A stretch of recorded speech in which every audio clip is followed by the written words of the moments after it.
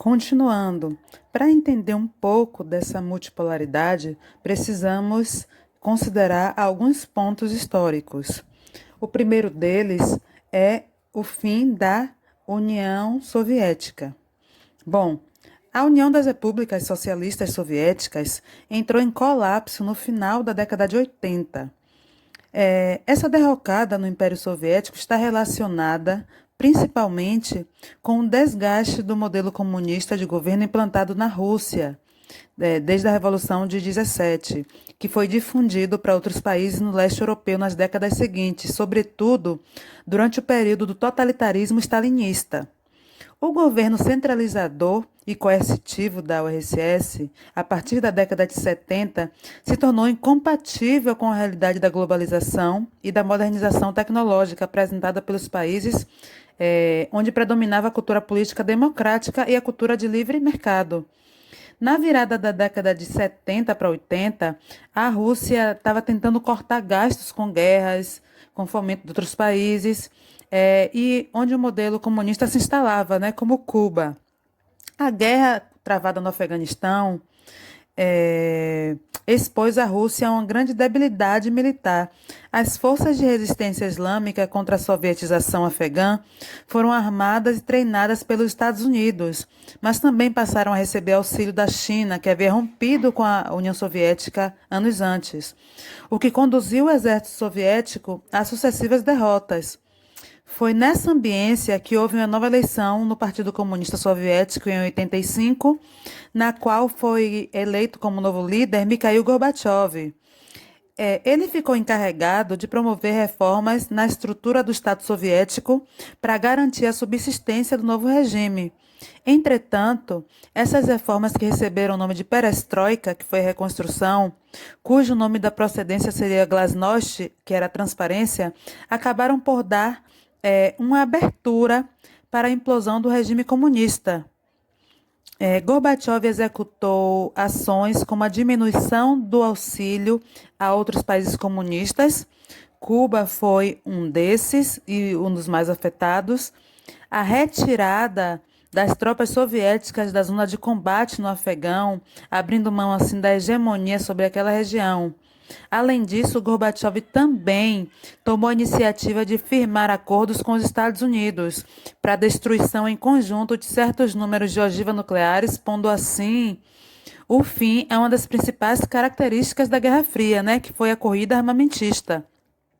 Houve ainda um episódio ocorrido em 86, que foi o acidente do reator atômico na usina nuclear de Chernobyl, na Ucrânia, que rendeu ao governo de Gorbachev transtornos incalculáveis, além de revelar ao mundo como estava ultrapassada a tecnologia soviética. As dificuldades em conter o vazamento nuclear deixaram o continente europeu alarmado, o que gerou necessidade de ajuda exterior, do Ocidente, no caso, para resolver o problema. É importante também salientar que, ao mesmo tempo em que fazia essas reformas, enfrentava esses problemas. E ele ainda era pressionado por dois setores das esferas de poder da União Soviética: o setor da linha dura, comandado por Valentim Pavlov, e o setor considerado liberalizante e progressista, comandado por Boris Yeltsin. Pavlov exigia de Gorbachev uma postura geopolítica mais dura e a manutenção do poder centralizado em torno dos burocratas do Partido Comunista Soviético. Por outro lado, Yeltsin defendia a abertura da União Soviética para a influência da democracia ocidental e também para a economia de mercado. Em meio a todo esse clima de pressão, houve a primeira eleição para deputados não comunistas no Congresso Soviético. As medidas adotadas por Gorbachev levaram aqueles menos abertos para as transformações apresentadas por Pavlov a uma tentativa de golpe em 1991. Gorbachev foi preso, o que gerou uma revolta popular e um movimento de resistência liderado por Boris Yeltsin. Os golpistas tiveram de ceder à pressão, liberando Gorbachev, que voltou ao poder, mas renunciou ao cargo de secretário-geral do partido, mas permaneceu ainda ocupando a função de presidente da União Soviética. Em decorrência desse golpe, muitos países ligados à União Soviética começaram a declarar sua independência, o que provocou uma rápida desintegração do Império Soviético. Em 25 de dezembro de 91, Gorbachev finalmente renunciou também ao cargo de presidente, reconhecendo assim o fracasso de suas reformas e o colapso da União Soviética.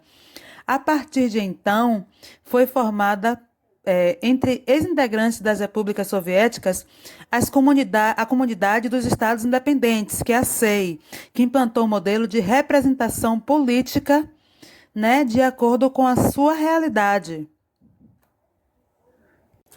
A SEI foi criada em 91, após a desagregação da União Soviética. Bom, e os países integrantes são Armênia, Belarus, Cazaquistão, Federação Russa, Moldávia, Quirguistão, Tadiquistão, Ucrânia, Uzbequistão, Azerbaijão e Turcomenistão, que é um membro associado. A sede dessa comunidade fica em Minsk, capital da Belarus. Sua estrutura administrativa contém 2 conselhos, um formado pelos chefes de estados e outro formado pelos chefes de governo. As reuniões ocorrem de forma trimestral.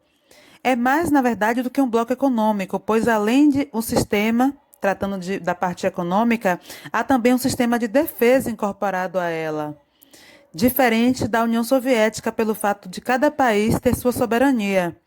As diferenças econômicas são o principal entrave para a integração efetiva entre os países membros. A Federação Russa detém hegemonia no grupo. Isso ocorre em virtude de fatores como situação econômica, poderio militar, etc. Foi criada com o intuito de ocupar espaço deixado pela extinta União Soviética, e os países apresentam grande dependência dos laços gerados daquele momento anterior. No entanto, a tendência é que os países integrantes da CEI busquem a autonomia econômica, política e militar, diminuindo os laços com os outros países integrantes da comunidade.